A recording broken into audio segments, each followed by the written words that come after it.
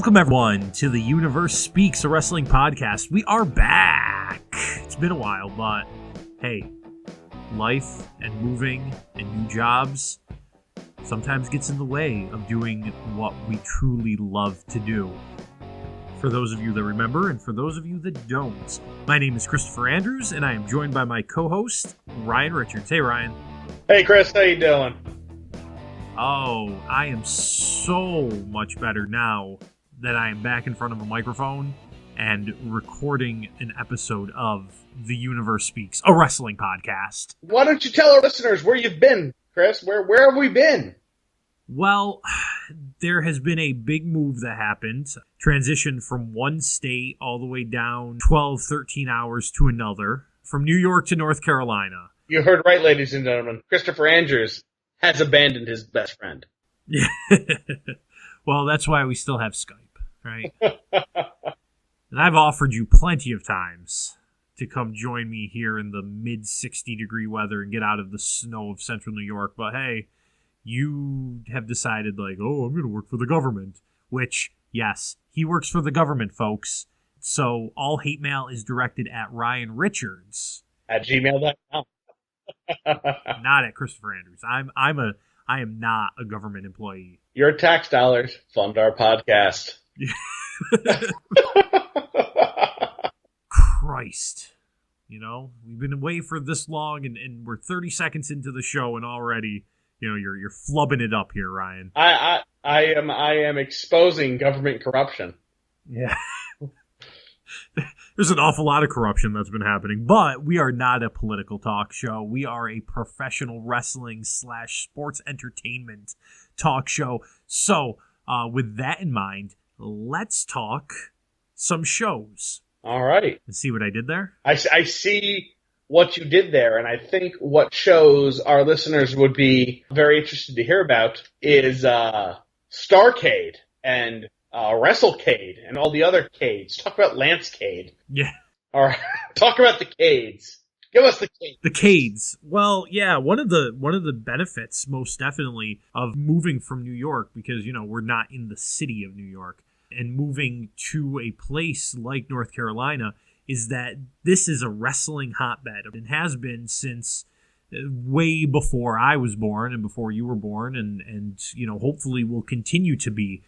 Just recently here, we celebrated Starrcade, the return of Starrcade, almost 20 years since Starrcade has been a part of a professional wrestling organization, and WrestleCade. It was over the same weekend, for those of you that know. For those of you that don't know, the Thanksgiving weekend here in Greensboro was Starrcade, in Winston-Salem was WrestleCade, and I and Sammy Rose, who is not with us today because she is not feeling well, we were able and lucky enough to go join the masses, 15,000 people, for a house show named Starrcade. It was amazing. I mean, there were several thousand people in Winston-Salem for WrestleCade, but I want to touch upon Starrcade first because, you know, one of the biggest debates that I hear listening to different shows, and I'm sure that you hear, Ryan, and I'm sure that our listeners hear, is, was it a good idea not to show Starrcade on the WWE Network?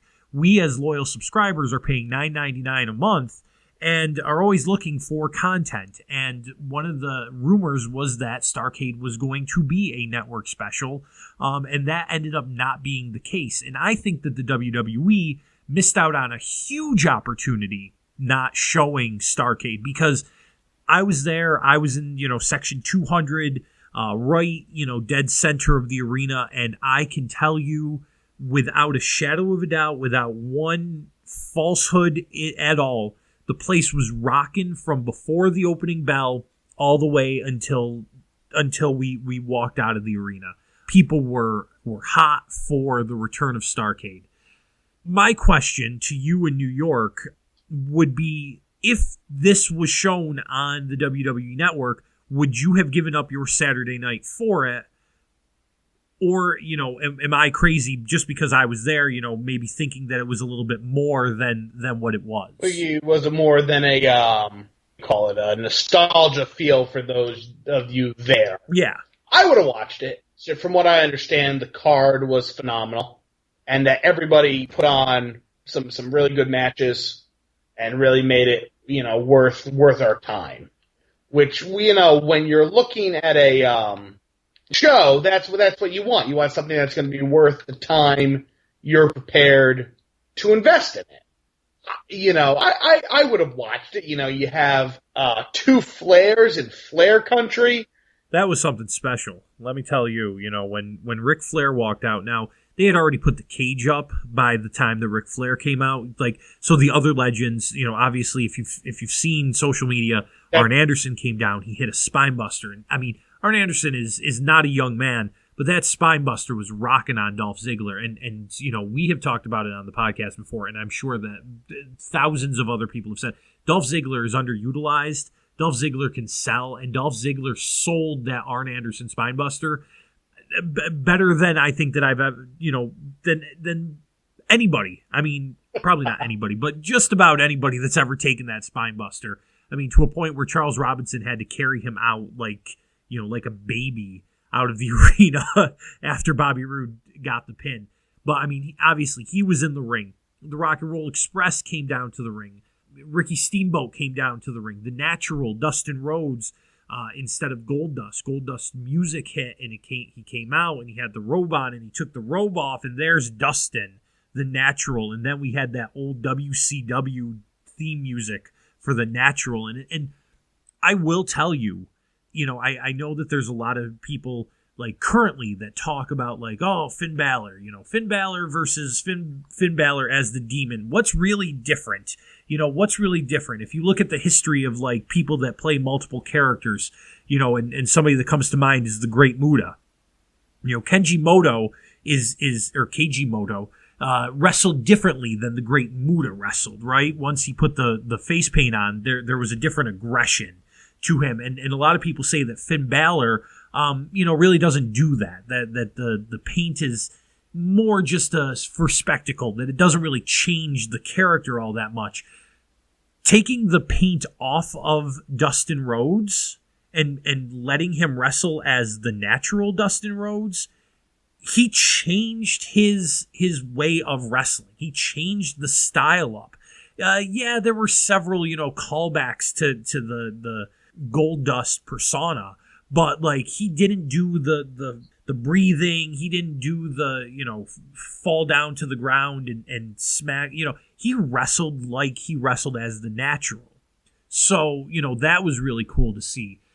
Anyway, back to the point that I was making with Ric Flair. They had already put the cage up, so Flair didn't come into the ring, so he stayed up on the ramp. But still, knowing that Ric Flair went through all these, health trials and tribulations, after watching the ESPN 30 for 30 on Ric Flair and really getting a different sense of him, him standing at that ramp, watching Charlotte come down, and then after Charlotte won the match and beat Natalya, coming back up, having that moment. I'm getting goosebumps thinking about it right now. It was a special situation. And, I think that that's something that the WWE missed out on. Yes, they did have that special moment when Charlotte won the belt on SmackDown and Rick came out. But to see, like you said, the Flairs in Flair country, people wooing and going crazy. And, there were people in the audience. They did interviews before the show. Kayla Braxton was there, and she was like, hey, who's been to Starrcade before when it was here? And there were people there that had been to Starrcade in 1983, 84, 85, 86. When it was there originally, it's like, it was really, really cool. It was really neat. And, I think that you can hear the passion in my voice about it. No, absolutely. And that was, again, I can't tell you how much money I'd pay to watch Arn Anderson spine-bust Dolph Ziggler. Between seeing a real, Arn Anderson spine-buster and having it sold by Dolph Ziggler. What was the tweet from WWE Creative Humor a number of years back about Dolph Ziggler?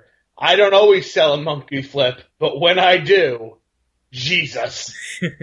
So I'm just kind of picturing him. I saw the clip from Twitter And I'm like, oh, I'm so jealous of Chris right now because Chris gets to see this. Chris is there and he's enjoying this and he's getting to see all this cool stuff. And why don't you bring us through just kind of like the highs and lows of that? Just because I got to read about it, but you got to live it. Yeah, well, like I said, 50,000 people for a house show. I mean, the biggest gate that they've done in North Carolina in years. I mean, I think it was something over 10 years, close to 15 years, money-wise.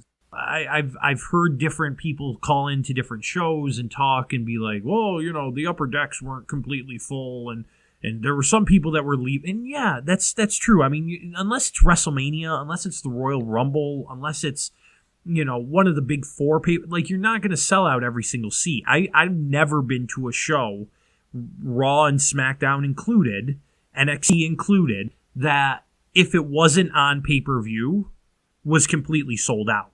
So I don't know, why it's such a big deal to certain people. I think that people just look for problems and look for issues so that they have a reason to talk. But there were over 15,000 people. Like I said, the place was rocking from before the show when we were standing in line all the way until the parking lot when we were leaving the arena. The Greensboro Coliseum is a special place.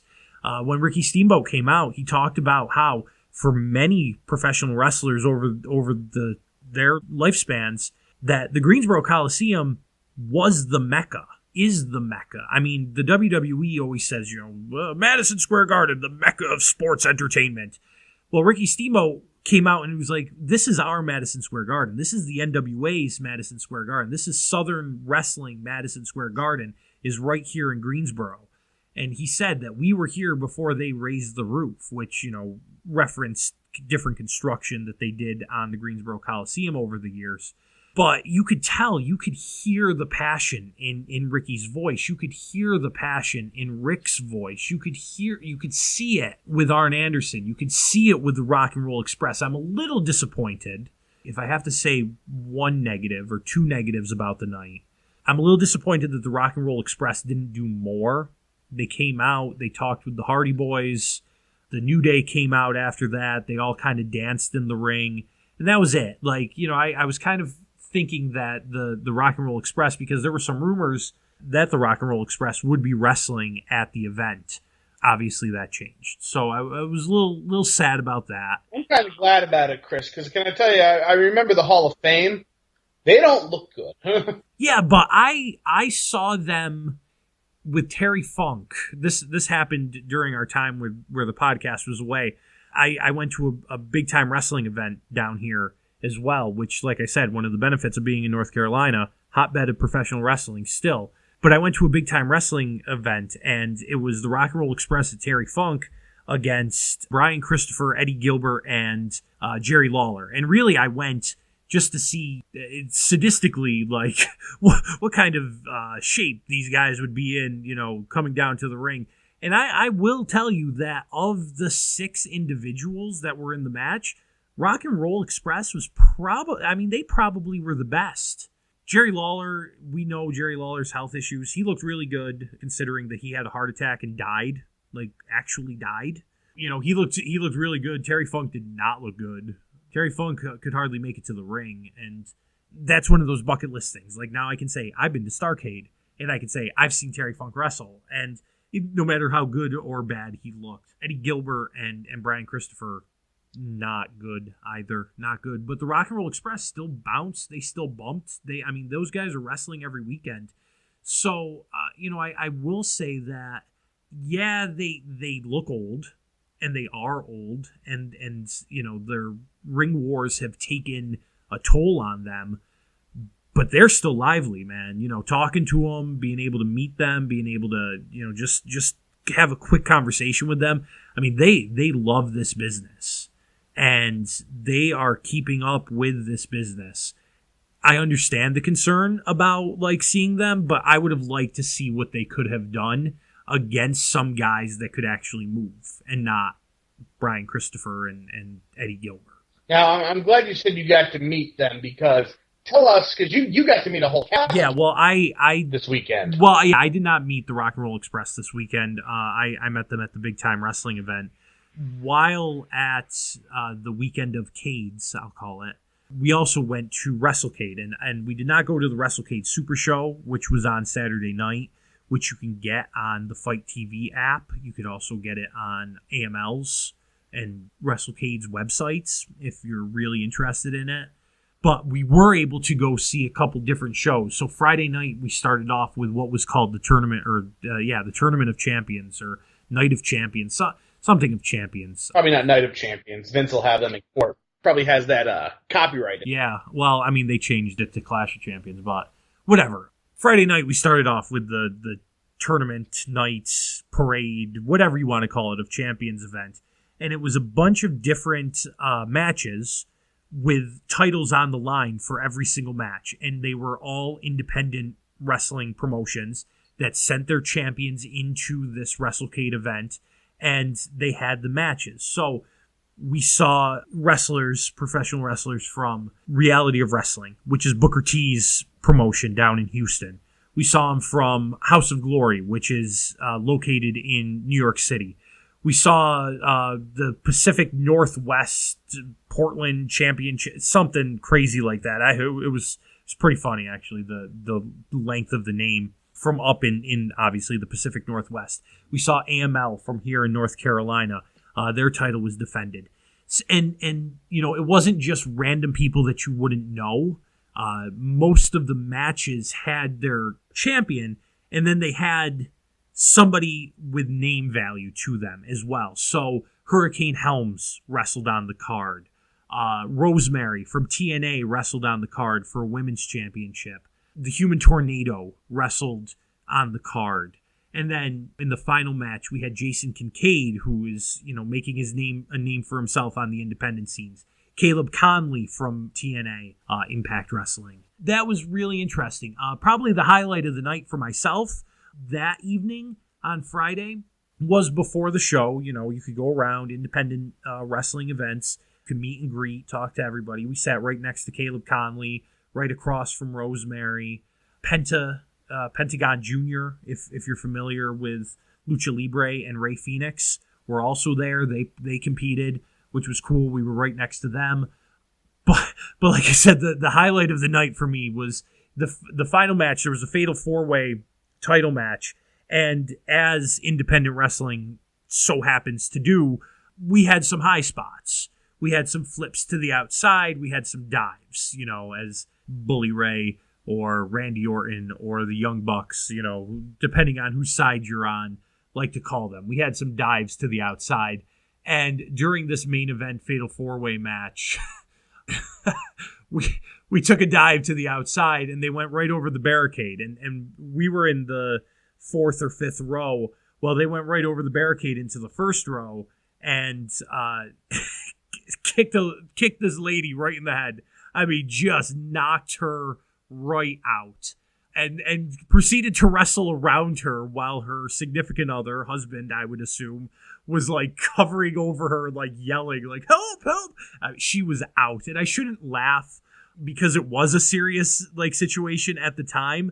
But the reason that I laugh is because it then became such a bigger situation, because then chairs started flying because they entered the arena, or the area where we were sitting, and people were like, what's going on? What's happening? Is she okay? And she got kicked in the head. I mean, I'll give you that. She went out, but then when she came to, she milked it for everything that it was worth. I mean, she sold that kick better than some of the professional wrestlers that I saw all weekend, whether it be in the indie show at WrestleCade or whether it be at the WWE show. She sold that thing for everything that it was worth. And finally, when they moved her, she sat in the corner, and like I said, man, this woman deserves an Oscar, because there was no way that she was that injured, that she was like up on a chair. She was moaning. Her eyes had glazed over. She got kicked in the head, all right? And then the guys went over, they talked to her afterwards, they apologized, but she wouldn't take the apology. And that really frustrated me as a fan watching this happen, because you have these guys and girls, men and women, who put their lives on the line every single night that they go out there. And we, as longtime fans, have seen accidents happen. We have seen, parts where, I joked about Jerry Lawler dying, but like he actually, it happened. Owen Hart, Darren Drozovic. This stuff is not, as they say, it's not ballet. It's not fake. So I'm sure that the individuals in the match felt bad. And then they went over, they apologized, and she just would not accept the apology. She just would not. She just kept selling. It's like, okay, yeah, you got kicked in the head on a dive, but like I said, these guys and girls are doing this every night of the week or, every weekend, and their injuries are 1,000 times worse than just a kick in the, a kick in the head. So, that's why I laugh, is because yes, I felt bad. Yes, we all felt bad. But then as the more that we saw the milking of it, the more that, it carried on, it was like, you know what? It's fine. This is funny. That was exciting for Friday night. That was definitely a good moment. Fair enough. No, I really wish I could have been there with you. It sounds like it was a phenomenal weekend. It sounds like you got to meet a lot of fun people. Who was your favorite person that you were able to meet? Well, on Sunday morning, Sammy and I went to, it was called Fire on the Mountain, and it was a panel discussion, 20th anniversary, something along those lines, of Smoky Mountain Wrestling. For those of you that aren't familiar with Smoky Mountain Wrestling was a territory in the dying days of the territories, the early to mid 1990s, down in Kentucky and Tennessee, Virginia, West Virginia area, that was owned and operated by Jim Cornette. So they brought in a bunch of individuals that had worked in Smoky Mountain Wrestling. So you had Jim Cornette on the panel.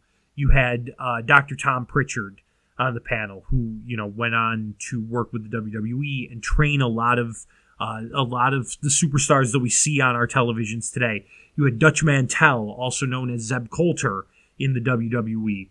You had Bobby Fulton, part of several fantastic tag teams. Tracy Smothers and Bobby Blaze. And it was hosted by Matt Striker. Yes, the Matt Striker from WWE and Lucha Underground. Just hearing the stories, just hearing how truly excited these individuals, these men on the panel were to talk about their time in Smoky Mountain Wrestling and talk about how the influence of Smoky Mountain Wrestling affected the WWE. I mean, you have guys that went through there. Chris Candido, who ended up playing Skip, and Sonny got their starts in Smoky Mountain Wrestling. You had Lance Storm and Chris Jericho really got into North America, the true North American, scene, the United States professional wrestling scene, through Smoky Mountain Wrestling as a tag team known as the Thrill Seekers. You had Kane get his start in Smoky Mountain Wrestling, coming up from Puerto Rico. Dutch brought him from Puerto Rico. And then you had guys that came down from the WWE to work with these guys. Everybody thinks Kane and The Undertaker. Well, Kane and The Undertaker got their matches started in Smoky Mountain Wrestling. Vince would send The Undertaker down. They would work a little bit together. This is before Isaac Yankem DDS, as Kane was working as Unabomb. He also worked in the Memphis territory as the Christmas Creature, who was a wrestling Christmas tree, and they made fun of that. I'm sure he'd like to forget that. Trust me, they had several conversations on that. In terms of like ECW, like I said, you had Chris Candido come out of there. You had the Gangstas, New Jack and Mustafa. So Smoky Mountain really had a good, talented core group that worked with them during that time. So listening to Jim Cornette and Dutch and Bobby and Tom Pritchard and the guys on the panel and even Matt Striker talk about it, it was very special. It was very interesting. It was a different insight, and you walked out of there almost with the sense of like, man, this was an awful lot like ECW.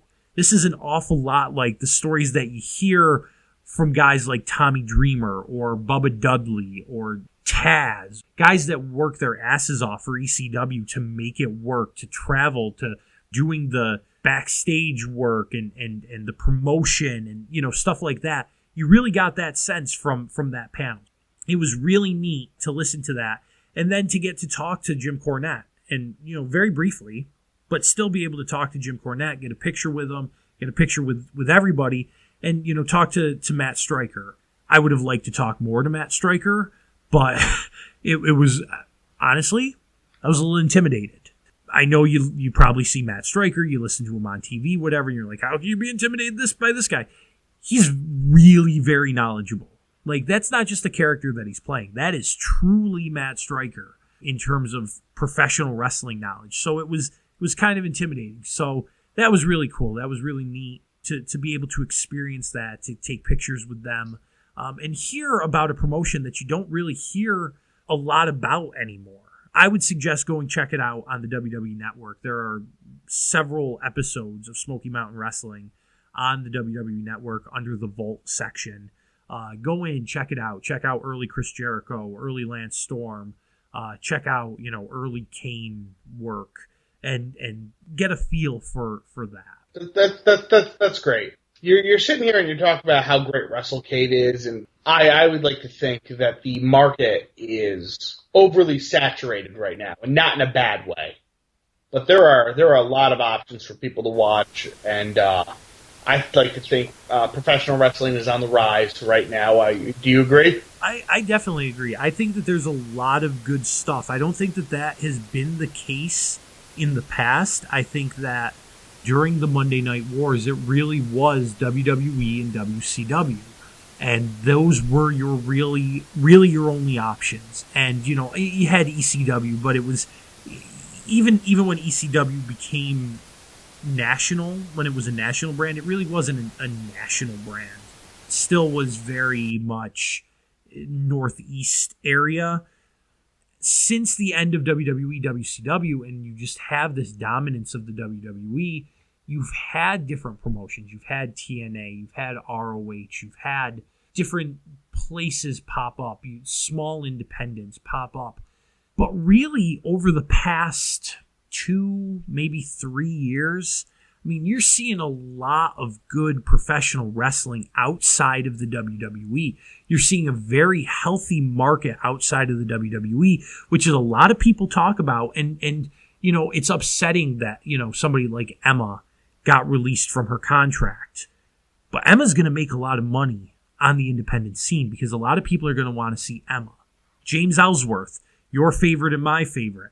Also, unfortunate that he got released from the WWE. Since you. Less so than Emma, but still unfortunate. I mean, you never want to see somebody lose their job. But now James Ellsworth is going to be able to go out and he's going to work every weekend. You know, he's going to travel and he's going to have some name value. He's going to be able to make some money.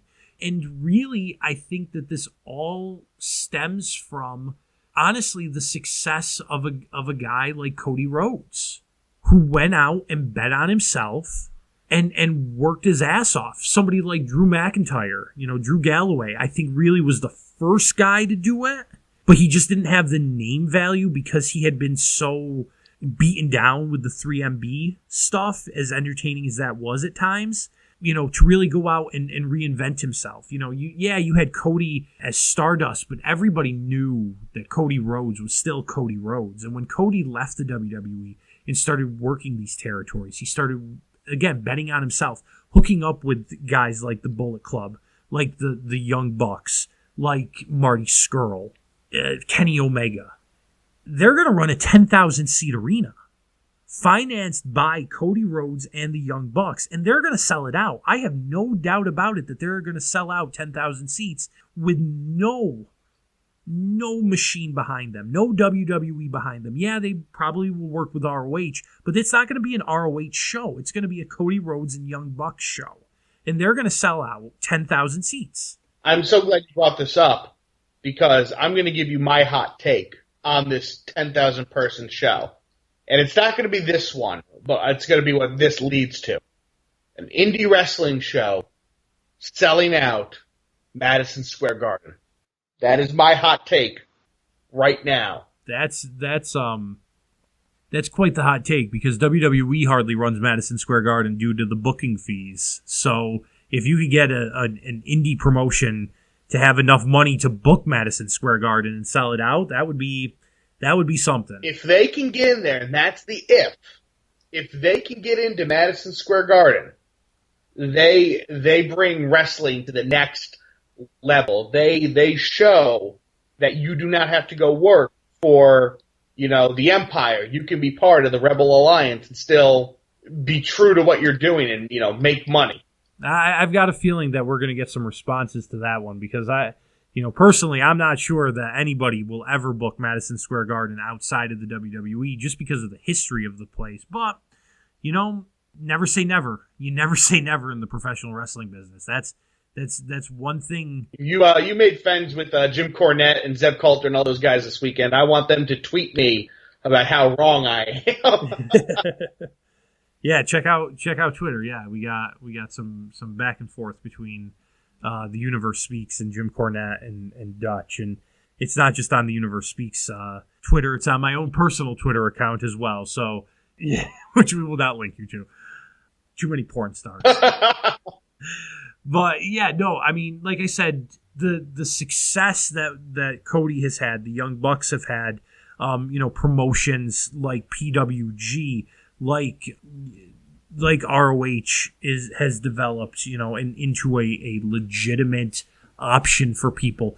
The expansion of New Japan Pro Wrestling and how big New Japan has gotten and how popular New Japan has gotten and now moving it into the United States. I mean, this is something that we haven't touched upon because we've been talking about this past weekend, but we could go on and on.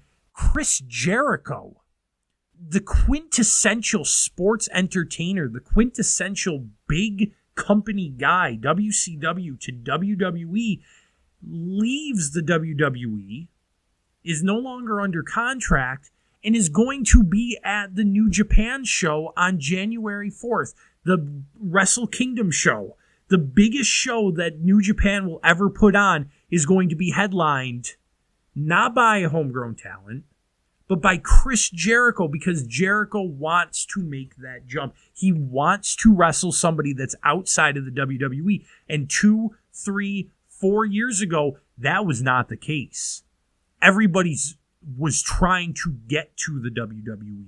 When you look at the influx of independent wrestling talent that came to the WWE, Daniel Bryan, CM Punk, Cesaro, Tyler Black, who, as Seth Rollins, Dean Ambrose, Chris Hero coming in as Cassius Ohno, Hideo Itami, Finn Balor. I mean, these guys are working their way into the WWE, and now all of a sudden, we have Chris Jericho, we have Cody Rhodes, we have, Drew McIntyre to extent before he came back, working their way out of the WWE to go work with that talent that's outside there, to grow the business to bigger and better places.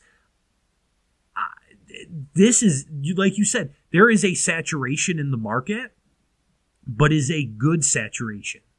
It's an expensive saturation. Trust me, I know. You can look at my bank statement. But as a professional wrestling fan, you can find good quality content on many platforms at this point and be entertained any night of the week.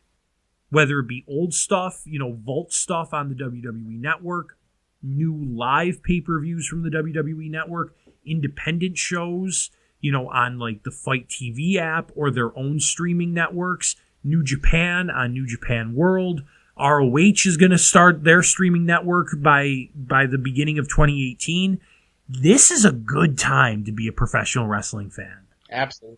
This is a fun time to be a professional wrestling fan. And I'm not saying sports entertainment, and I'm specifically not saying sports entertainment. I'm saying professional wrestling, because you can find professional wrestling now, and you hadn't been able to find professional wrestling for a long time. No, absolutely. It's phenomenal. I can turn on the TV any night of the week onto one of the 19 different apps that's on my Roku or my Fire Stick or whatever the heck I'm choosing to use today, kind of deal. And I can watch something, and I can watch something good. And that's the key. Something good. Something of quality, something that isn't, people half-assing it. It's good quality work. And that's something I am very, very happy about. You know these indie people more than I, but I think it's just phenomenal. I think it's the rebirth of professional wrestling. I think we're watching it right now. Yeah, and it covers all bases too. It's not just one or two big name male superstars. We have an influx of talent as male superstars, as male professional wrestlers, but also female professional wrestlers, which is amazing. No longer are the females just TNA good looks, standing to the side, rooting on the guys in the ring. They are putting on matches of equal or better quality in a lot of cases than their male counterparts. And that is not something that we have seen in a long, long time. I mean, you got to go back to the 80s. You got to go back to the early 80s, I would say, and head to Japan, the All Japan women's roster, really to see quality female professional wrestling. Not just the hair pulling, the slap fighting, that sort of stuff. I mean, yes, you had women come along, such as Trish Stratus, such as Lita, such as Mickie James, Gail Kim, Melina. I mean, you had a handful of women in this era of downtime that if you think about Trish Stratus in her prime against Charlotte Flair right now. Oh no, and yeah, absolutely. And here's the thing too, is not only that, but we're talking right now about a women's Royal Rumble match. We're talking about a women's Elimination Chamber match. Yeah, and not just, I mean, yes, we had our problems with the women's Money in the Bank match, not for lack of trying. Yes, there were problems with the women's Hell in a Cell match, not for lack of trying. But it's going to take a minute to get there. But somebody's got to be the star.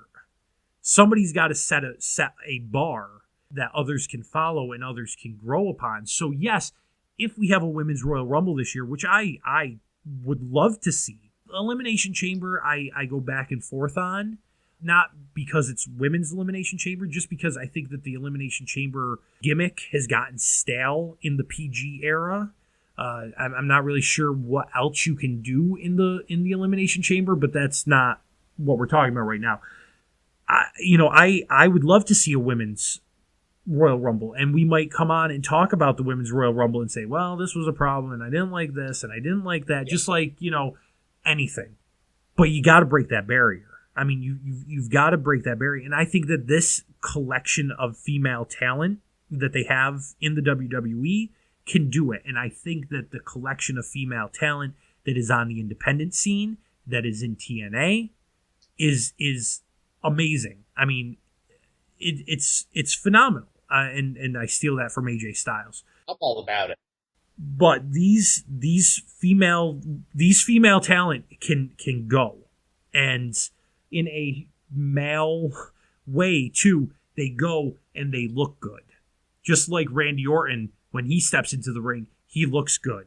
I mean, you've got women that are out there wrestling and looking good, and it's not to be offensive, but it also is like you can sell television space around certain people, and definitely we've got talent out there that you can sell that television space around, as opposed to in the past where Yokozuna was your WWE champion and Bertha Faye was your women's champion. Do we have little kids in the crowd looking up to them and being like, oh, I want to live a healthy lifestyle because Yokozuna's the WWE champion, or like that's what I'm saying. I'm not saying it in like the sex way. I'm saying it is in like you've got good looking people, athletic people selling a product. I mean, that's the way of the universe right now, and and I think that it's a positive. I think that it's really, really a positive for the business in general. And how long have I been saying to you that I have been about, hey, we need to get some good women's wrestlers in here because that is what we need, 112%. I'm reminded of when we went and saw our first 2CW show. Yeah, it's a shame that 2CW went out of business. Shout out to 2CW. But, man, they could be rocking and rolling right now with the resurgence of the independent scene like we talked about. Well, remember when we saw, who did we see? Christina Von Eerie versus Cherry Bomb. Allie in Impact Wrestling. Yeah, that was. Who was also there this weekend, who I ran into, and if she was not a married woman. Cherry Bomb? Yeah, she's married to Pepper Parks, also known as Braxton Sutter. I didn't know if you were talking about Cherry Bomb or Christina Von Eerie, because I'm like, are you venturing into the kind of woman I find attractive? No, it was Cherry Bomb. It was Allie. Oh, that green mohawk. But if you recall, I went up to both of them after that show the night we first saw Kevin Steen wrestle, and I told you he would be a heavyweight champion in the WWE, and you told me I was wrong. I told you shut the up, and I'm going to tell you to shut the up again. And you were wrong, because I am the better wrestling fan than you. Oh, yeah, okay. Is that too far, Chris?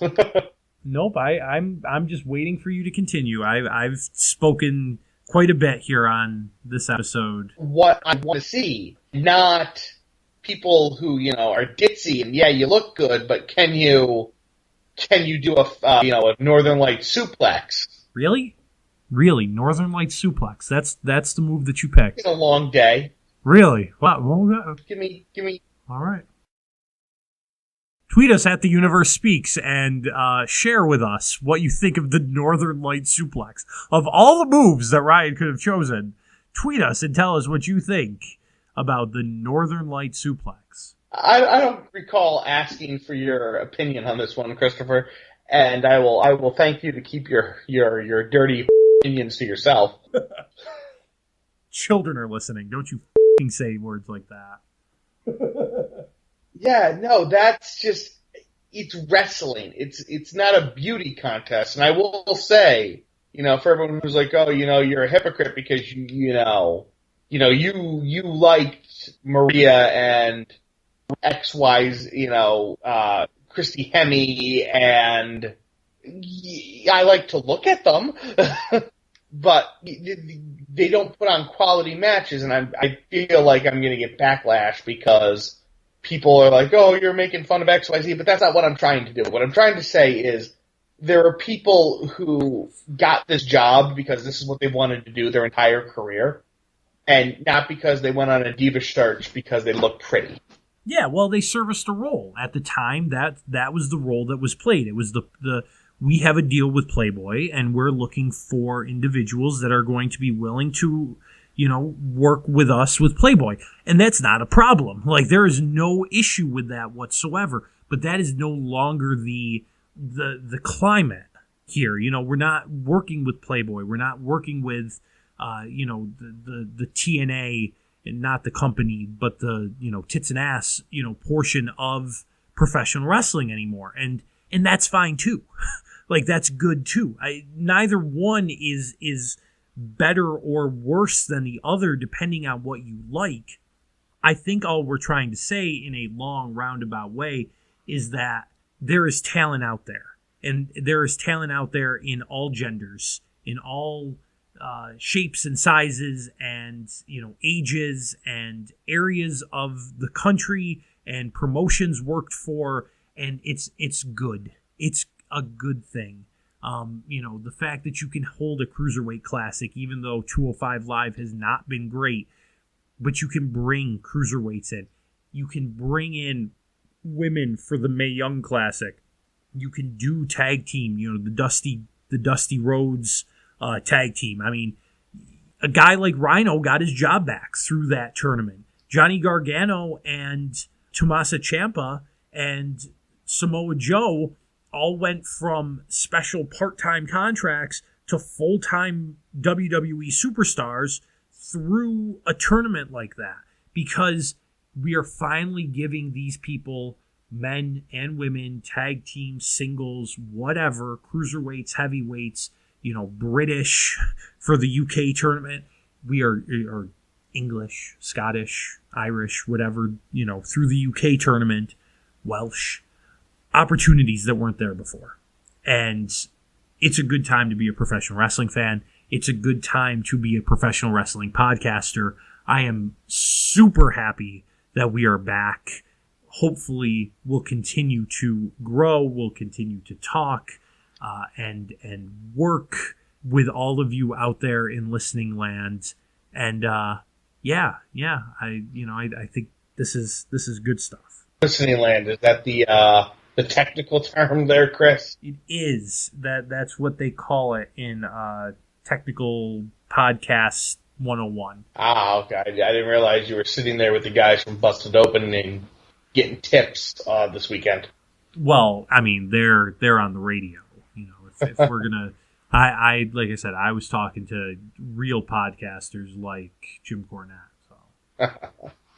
So I think that we could talk for 2, 3, 4, 5, 6 more hours about this because we have a lot to talk about. We haven't even started to dive fully into everything that we can. I think it's that time that we sign off for now. Okay, I agree. I just want to say real quick, another hot take. Within 6 months, Ruby Riott, women's champion. I'm just dropping all sorts of knowledge on you today. Oh, trust me, we will talk about the second coming of the women's revolution in the future. I've got plenty to say, as I'm sure that you do, and I know that our loyal listeners will be enticed and entranced and just love every second of it. But like I said, for now, I am Christopher Andrews. I am Ryan Richards. And this was The Universe Speaks, a wrestling podcast. Thank you for listening. That's the end of this episode. In our next episode, we'll talk about wrestling. Oh man, it's crazy. Coming soon. All of our episodes are now available through our website. For links to those episodes, downloadable MP3s, our other social media websites, or if you're just a part of the universe and want to contact us, feel free to do so at theversespeaks.tumblr.com. That's TheVerse.tumblr.com.